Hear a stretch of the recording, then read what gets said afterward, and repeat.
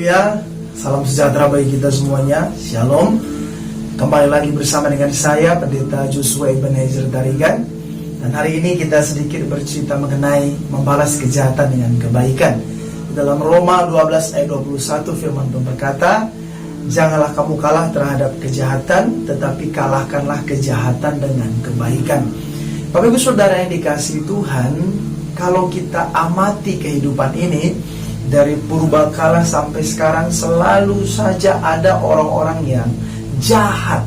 Ya, dan hari ini pun kalau kita lihat di sekeliling kehidupan kita, pasti saja kita selalu mendapati ada saja orang-orang yang selalu buat jahat kepada kita. Padahal kita tidak.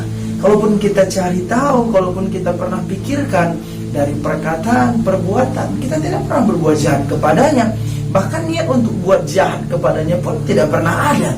Ya, yang kita upayakan adalah kebaikan kepadanya. Tetapi meskipun kita melakukan hal itu, mereka tetap melakukan yang jahat kepada kita, ya kan? Dan kalaupun kita mengupayakan bagaimana supaya dia baik kepada kita, bagaimana supaya kita bisa ramah kepadanya, toh apa yang kita lakukan itu dipandang jahat lagi oleh mereka. Nah, jadi kita ini di mata mereka selalu salah. Kalau kita buat baik itu salah, kalau kita buat yang kurang baik apalagi sudah pasti salah di mata mereka. Mereka selalu berusaha untuk menjatuhkan kita. Ya, bagaimana supaya reputasi kita jatuh, pelayanan kita hancur, keluarga kita hancur. Mereka selalu menggosipkan kita, bahkan yang tidak ada sekalipun mereka merangkai cerita. Ya, bagaimana supaya orang yang mendengarnya percaya tentang kita. Jadi kalau hidup dengan orang yang berbuat jahat itu sebenarnya capek, ya kan? Nah, tetapi kita perlu amati, ya, kenapa firman Tuhan berkata jangan balas kejahatan dengan kejahatan, tetapi balaslah kejahatan dengan kebaikan. Nah, jadi ada sesuatu yang harus kita mengerti. Mengapa orang selalu berbuat jahat kepada kita, dan kita harus selalu membalasnya dengan kebaikan. Yang pertama yang saya pelajari, mengapa orang selalu berbuat jahat kepada kita. Yang pertama, karena mereka juga pernah mengalami yang namanya diperlakukan tidak baik atau dijahatin orang. Nah, ada satu cerita, ya, seorang anak pernah, ya, dilecehkan ataupun, ya, secara seksual, secara fisik diperlakukan oleh orang yang paling dekat kepadanya dengan tidak pantas, dengan tidak baik, sehingga ketika mereka besar, mereka menjadi seseorang yang hiper di dalam seks. Bisa jadi dikatakan mereka LGBT. Mengapa demikian? Karena pada waktu kecil mereka pernah menjadi korban, ya, sehingga itu terus roh yang demikian terus terbawa dalam dirinya, sehingga karena waktu mereka kecil mereka menjadi korban, ketika mereka besar mereka menjadi korban yang lain. Bisa jadi orang yang buat jahat kepada kita itu sebenarnya mereka adalah korban ketika orang buat jahat kepadanya pada waktu itu.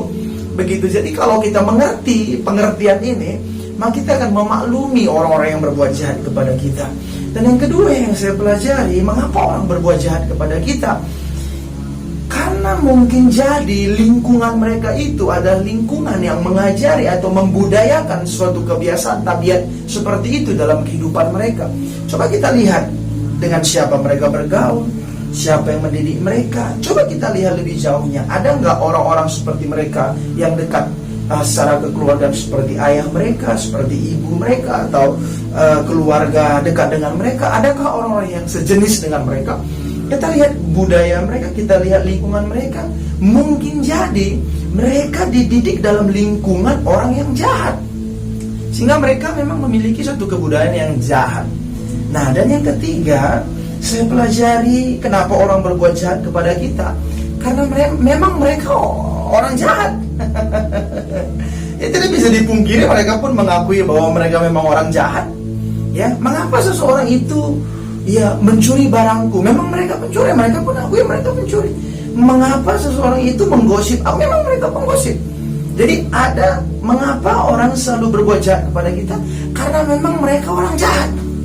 Dan yang keempat saya pelajari, mengapa seseorang itu berbuat jahat kepada kita?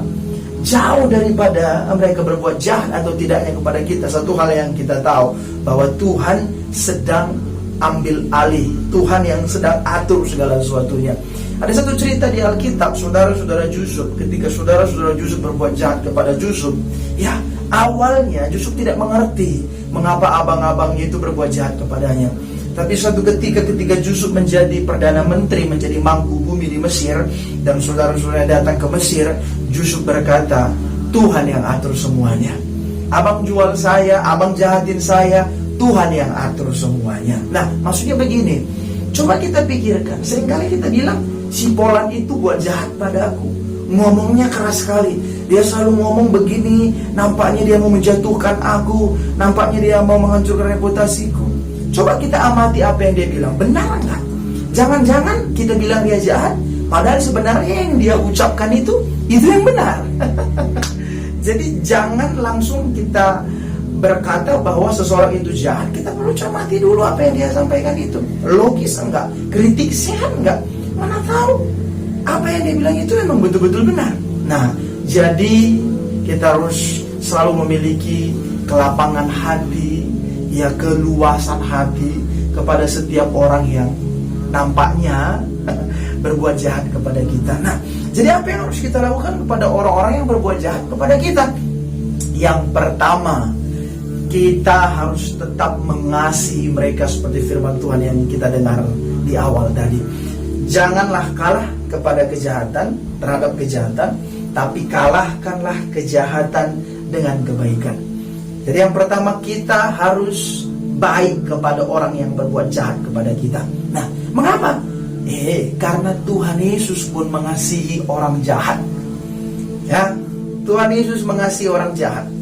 Buktinya mana? Suatu hari Tuhan berkata kepada Yunus, Yunus pergilah ke Niniwe. Yunus berkata, enggak Tuhan, orang Niniwe jahat semua. Singkat cerita Tuhan bilang kepada Yunus, Yunus ada 120.000 orang Niniwe yang tidak tahu membedakan mana tangan kanan, mana tangan kiri. Aku mengasihi mereka seperti aku mengasihi engkau. Nah, jadi Tuhan mengasihi orang jahat. Ketika Tuhan Yesus disalibkan bersama dengan orang jahat. Dan Tuhan berkata kepada orang jahat, hari ini kita bersama-sama di Firdaus. Ketika perempuan yang kedapatan berzina dibawa kepada Tuhan, Tuhan tidak menghukumnya. Tuhan berkata kepada siapa yang tidak pernah berdosa, mereka yang pertama melempari perempuan ini.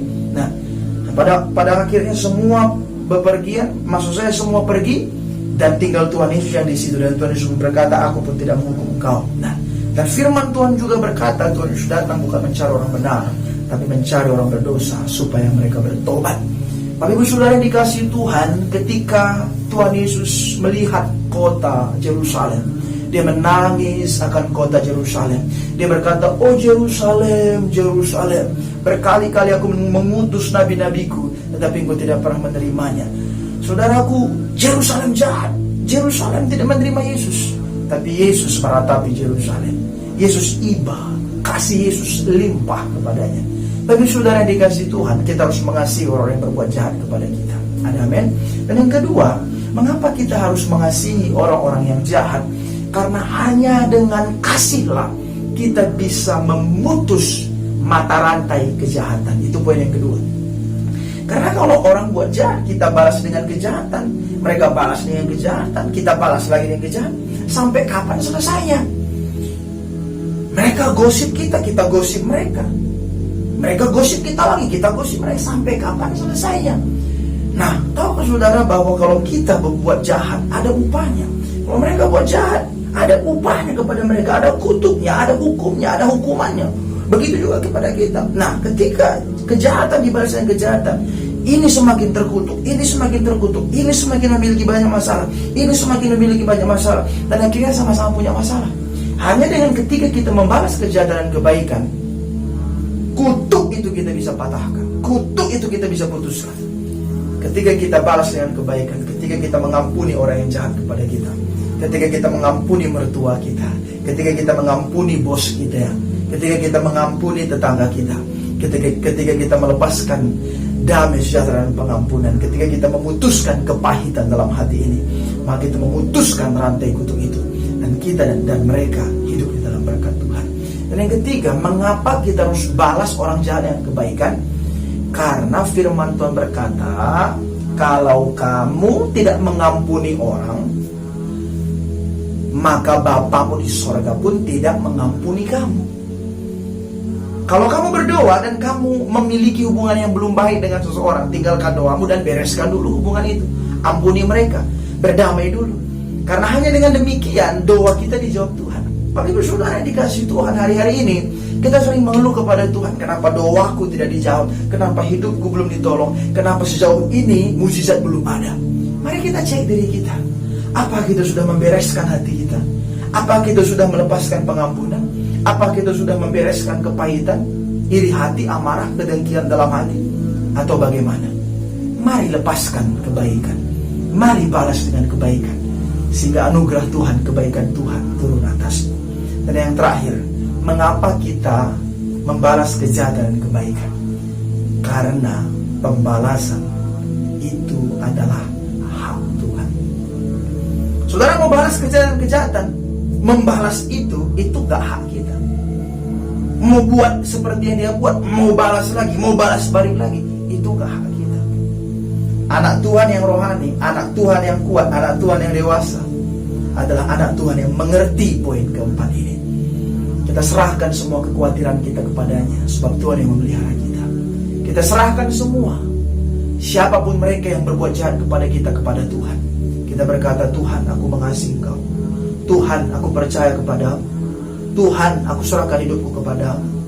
Aku percaya kalau memang aku hidup benar di matamu, kutuk orang itu jadi berkat bagiku, dan kutuknya kemungkinan kembali kepadanya. Aku percaya mau 1000 orang mengutuk, tapi kalau Engkau yang memberkati, aku tetap diberkati.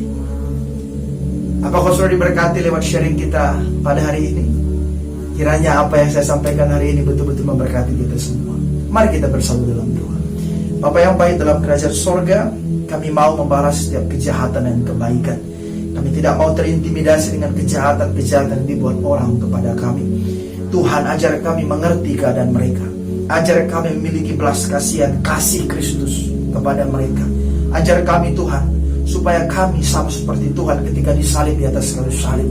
Engkau berkata, ampuni mereka karena mereka tidak tahu apa yang mereka perbuat.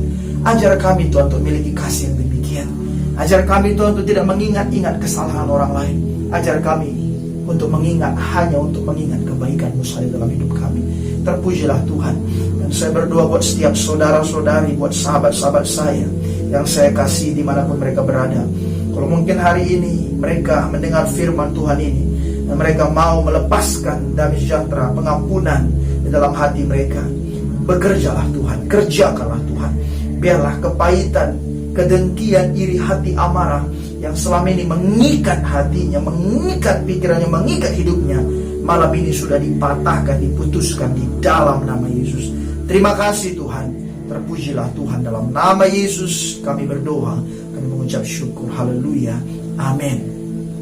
Kalau mungkin Bapak Ibu Saudara terberkati dengan sharing firman Tuhan kita malam ini, izin untuk di like, di subscribe, di share, di komen ya.